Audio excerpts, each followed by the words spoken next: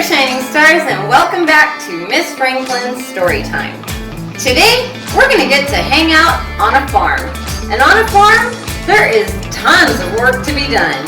But Grandpa's overalls just took off. And Grandpa can't work in nothing but his long-handled drawers. Will they be able to get Grandpa's overalls back so all the work can get done? Let's find out as we read the story, Grandpa's Overalls. Grandpa's Overalls by Tony Crunk. Pictures by Scott Nash.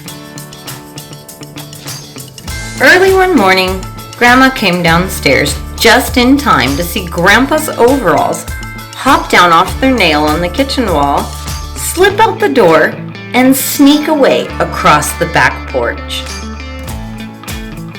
Grandma raised such a ruckus it knocked Grandpa, me, and the rest of us clean out of bed.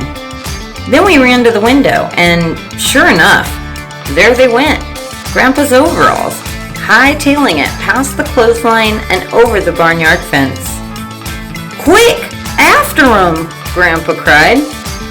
"I've got work to do today, and a man can't work in nothing but his long-handled drawers." So there we went, down the stairs and out the door, across the yard and over the fence. Grandpa, Grandma, me, and the rest of us chasing along behind. But Grandpa's overalls were nowhere to be seen. Grandpa was about ready to pop a stitch. "Never missed a day of work in my life," he said, "and I ain't about to now." We heard a commotion from the chicken house, and we ran around the barn. "Come back here, you rapscallions," Grandpa hollered. "I've got work to do today." He took a flying tackle at him, but off they ran and disappeared.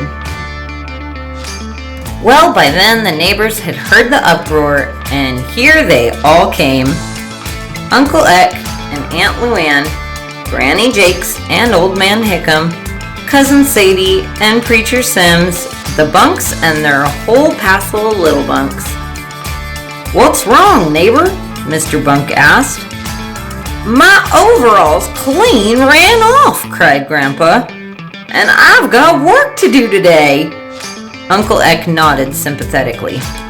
"A man can't work at nothing but his long-handled drawers." Just then, we heard a hubbub from the barn.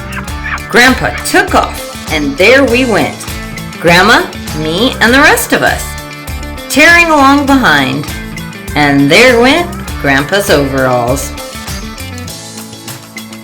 Across the garden, into the potato patch, down through the hay, out into the cornfield, and finally up through the apple orchard, where they took a big leap high over the treetops. Off they went up into the clouds, swirling and whirling, clear out of sight. We just stood there, Grandpa, Grandma, me, and the rest of us, shaking our heads, some of us scratching them, wondering what would happen next. Nothing did. Finally, Old Man Hickam said, "Well, there's a sight you don't see every day," which was true, but poor Grandpa was fit to bust. "Now what?" he said. "I've got all this work to do, and here I stand in nothing but my long-handled drawers." But then Granny Jakes rolled up her sleeves, relit her pipe, and tied down her bonnet. "Time we all got to work now, isn't it, neighbors?" she said. So Uncle Eck brought in the chickens, and Aunt Luann milked the cow. Cousin Sadie plowed the field, and Granny Jakes and Preacher Sims harvested the hay. Old Man Hickam weeded the garden. The Bunks and their little bunks dug a whole passel of potatoes. But a man can't work in nothing but his long-handled drawers, so Grandpa spent the whole time sitting by himself in the smokehouse. I peeked in on him once, and he didn't seem to mind it too bad. When the work was all finished, Grandma called us in. Supper time! We called Grandpa out on the way to the house and showed him all the work we had done. He didn't seem too disappointed. So there we all went, tired but happy.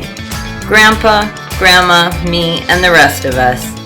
Up the lane, across the yard, around the house, just in time to see Grandpa's overalls and Grandma's nightgown slipping through the kitchen door and sneaking away across the yard. "Gracious me!" called Grandma. "A body can't sleep without her long-tailed nightie! After 'em!"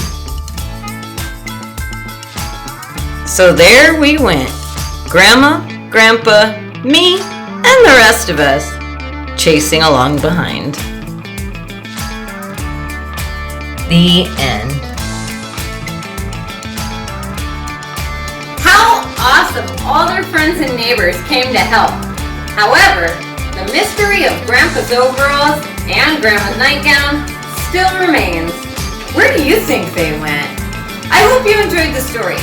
And don't forget to like, subscribe, and hit the bell down below. I'll see you next time on Miss Franklin's Storytime.